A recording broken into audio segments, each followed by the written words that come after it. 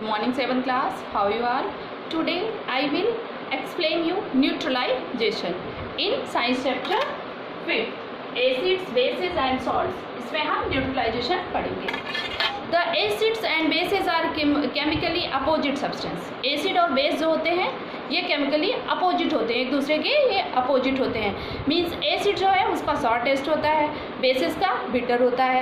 Acid are not सोपी to touch. Acid को जब हम टच करते हैं तो वो सोपी नहीं होता है, but bases feel soapy to touch.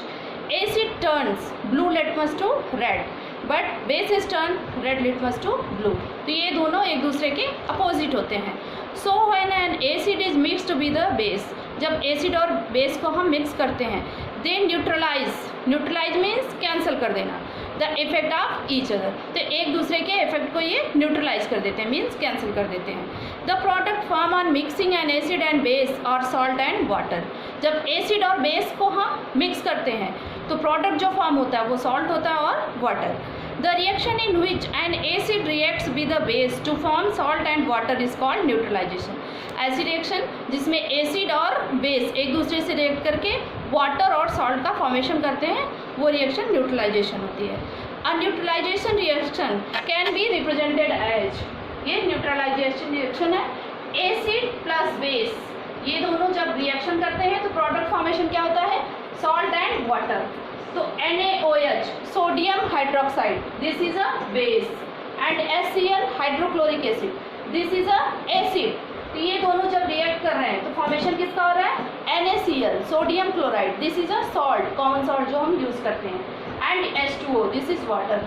तो दोनों जब रिएक्ट कर रहे हैं तो सॉल्ट और वाटर का फॉर्मेशन हो रहा है, मीन्स ये न्यूट्रलाइजेशन रिएक्शन है.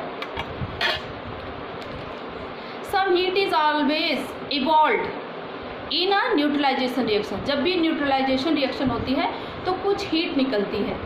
This heat raises the temperature of the reaction mixture.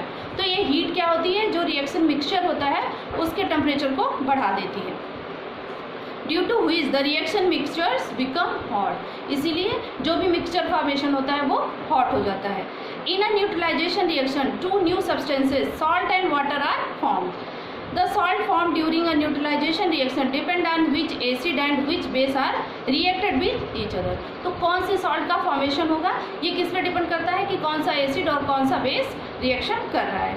N example of neutralisation reaction, ये जो मैंने अभी आपको रिएक्शन बताया है, NaOH plus HCl is equal to NaCl plus H2O. The salt formed in this neutralization reaction of sodium hydroxide and hydrochloric acid is sodium chloride, NaCl, जो common salt है. It is known as common salt. Some heat is also evolve during this neutralisation reaction. This neutralisation reaction can be performed as follows. इसके लिए activity है, कैसे ये होता है. Activity be take 5 ml of dilute hydrochloric acid. हम 5 ml dilute hydrochloric acid लेंगे. Solution in a test tube, test tube में इसका हम सोल्यूशन लेंगे डाइल्यूट HCl का. The hydrochloric acid solution is colourless, ये कलरलेस होता है. Add 2 or 3 drops of phenolphthalein indicator, जिसमें 2 या 3 हम फिनॉक्थिलीन इंडिकेटर की ड्रॉप को डाल देंगे. To the acid in a test tube. Shake the test tube gently, test tube को हम आराम से हिलाएंगे. Phenolphthalein indicator is a colourless. Phenolphthalein indicator जो होता है ये कलरलेस होता है. There is no change in the colour of phenolphthalein indicator. तो फिनॉक्थिलीन इंडिकेटर के कलर में कोई भी चेंज नहीं आता है. On adding it to hydrochloric acid solution, तो मीन्स इसमें कोई भी चेंजिंग नहीं हो रही है. Take sodium hydroxide solution. अब हम सोडियम हाइड्रोक्साइड सोल्यूशन लेंगे इन अ ड्रॉपर, जो एक बेस है इसको हम ड्रॉपर में लेंगे. Add this sodium hydroxide solution to hydrochloric acid. अब इस सोडियम हाइड्रोक्साइड सोल्यूशन को हम कहाँ डालेंगे, hydrochloric acid. In the test tube drop wise test tube में डालेंगे. Stirring the test tube gently after each addition. जब भी कुछ उसमें हम मिक्स करेंगे तो उसको आराम से हिलाएंगे. Continue the add sodium hydroxide solution drop by drop. इसमें हम कंटिन्यू सोडियम हाइड्रोक्साइड सोल्यूशन को ड्रॉप बाई ड्रॉप डालेंगे. Till a light pink colour just appear, जब तक कि लाइट पिंक कलर ना आ जाए in the solution in the test tube. when we then stop adding more of the sodium hydroxide solution. जब pink colour आ गया तो हम सोडियम हाइड्रोक्साइड सोल्यूशन को नहीं ऐड करेंगे. At this stage, all the hydrochloric acid taken in the test tube has been completely neutralized. इसका मतलब ये हुआ कि जितना भी हमने HCl हाइड्रोक्लोरिक एसिड लिया था टेस्ट ट्यूब में, वो धीरे धीरे न्यूट्रलाइज मीन्स वो कैंसिल हो गया बाई सोडियम हाइड्रोक्साइड बेस। जब सोडियम हाइड्रोक्साइड बेस डालें धीरे धीरे तो उसका जो इफेक्ट था वो धीरे धीरे कैंसिल हो गया। This a neutralisation reaction has taken place in test tube. इसका मतलब क्या हुआ, टेस्ट ट्यूब में न्यूट्रलाइजेशन रिएक्शन हो रही है। The completion of neutralisation reaction is indicated by the fact that when all the acid has been neutralise. जब पूरी एसिड न्यूट्रलाइज हो जाए मीन्स उसका इफेक्ट खत्म हो जाए, then a little excess of the base changes the colour of phenolphthalein. तो phenolphthalein का कलर फिर चेंज हो जाता है थोड़ा सा बेस डालने पे, indicator to pink, pink colour में आ जाता है। This makes the solution in test tube light pink. इसका मतलब क्या हुआ, वो सोल्यूशन जो है वो लाइट पिंक कलर का हो गया। If we touch the test tube, अब जब हम तुरंत ही टेस्ट ट्यूब को टच करेंगे immediately after the neutralisation reaction, जैसे न्यूट्रलाइजेशन रिएक्शन हुई तुरंत हम उस टेस्ट ट्यूब को टच करेंगे, we will find the test tube to be somewhat hot. तो हम क्या देखेंगे, हमें ये फील होगा कि वो थोड़ी सी हॉट हो गई है। This is because some heat is evolve. क्यों ऐसा हुआ, जब भी न्यूट्रलाइजेशन रिएक्शन होता है तो कुछ हीट जो है वो निकलती है during the neutralisation reaction. This heat raises the temperature of the reaction mixture. तो जो भी मिक्सचर बना है इससे उसका टेम्परेचर बढ़ जाएगा and makes the test tube feel hot, और टेस्ट ट्यूब थोड़ी सी हॉट हो जाएगी। न्यूट्रलाइजेशन इन एवरीडे लाइफ, हमारी डेली लाइफ में भी न्यूट्रलाइजेशन का यूज़ होता है। The neutralisation reaction involving acid and bases play a very important role in our everyday life. The remedy for indigestion, indigestion के लिए जो दवा है, caused by acidity, indigestion means acidity जब होती है। ट्रीटमेंट ऑफ एंड्स स्टिंग, जब चींटी हमें काटती है उसके ट्रीटमेंट में। रिड्यूसिंग द टू एसिडिक और too basic nature of the soil, soil का जो नेचर, कुछ सॉइल बहुत ज़्यादा एसिडिक होती है और कुछ बहुत ज़्यादा बेसिक होती है, तो उनके नेचर को रिड्यूस करने के लिए, कम करने के लिए। Treatment of factory wastage, all involve neutralisation reaction, इन सब में क्या होता है, न्यूट्रलाइजेशन रिएक्शन होता है। Let us discuss in detail. First indigestion, indigestion means जब एसिडिटी की प्रॉब्लम हमें होती है।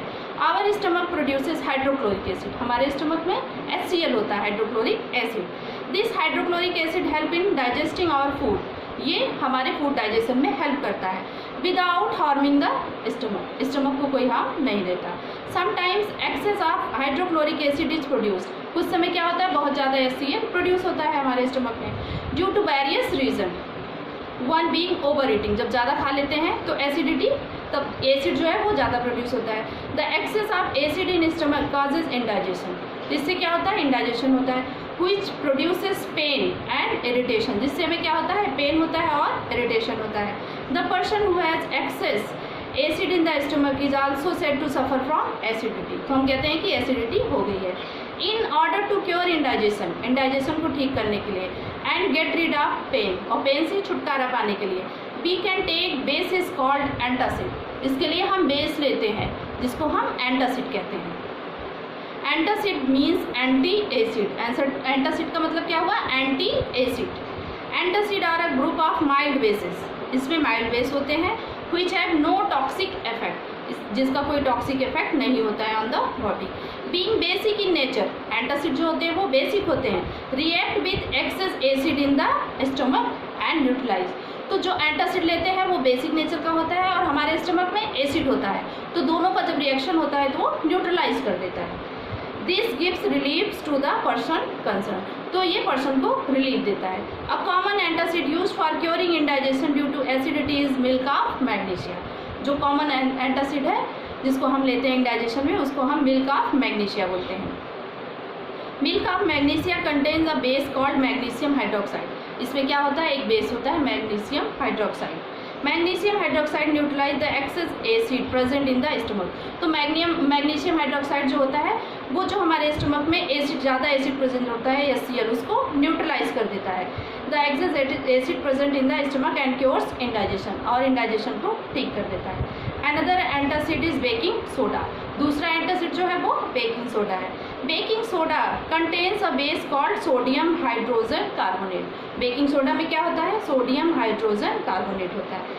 Antacid are available in the market in the form of liquid mixture और टैबलेट। तो ये मार्केट में आपको मिक्सचर के रूप में मिलेंगे या तो टैबलेट के रूप में मिलेंगे। नेक्स्ट यूज़ क्या है, एंड स्टिंग, जब चींटी काटती है। The sting of an ant contains an acid called formic acid. उसमें कौन सा एसिड होता है, formic acid. So when an ant stings a person, जब एक चींटी पर्सन को काटती है, it inject an acidic liquid, तो वो क्या इंजेक्ट करती है, हमारे अंदर डाल देती है acidic liquid into the skin of the person, which causes burning pain, जिससे हमें पेन होता है और जलन भी होती है। If an ant stings a person then rubbing a mild base like baking soda solution, जब कोई चींटी काटे तो उसके ऊपर आप mild baking soda solution, mild base जो होता है जैसे बेकिंग सोडा सोल्यूशन, उसको आप थोड़ा सा रगड़ लीजिए, जिसको हम कैलामाइन सोल्यूशन भी कहते हैं, ऑन द स्टंग एरिया, जिस एरिया पे काटा है चींटी ने, of the skin gives relief, तो वो हमें आराम देता है। तो क्या होता है, जो चींटी हमें काट रही है तो उसके अंदर एसिड होता है, फॉर्मिक एसिड, जो हमारी स्किन के अंदर जाता है, फिर उस पर जब हम कोई मेडिसिन लगाते हैं लाइक बेकिंग सोडा में क्या होता है, बेस होता है, तो एसिड और बेस मिलके न्यूट्रलाइजेशन रिएक्शन कर लेते हैं, जिससे हमको रिलीफ मिल जाता है। Thank you.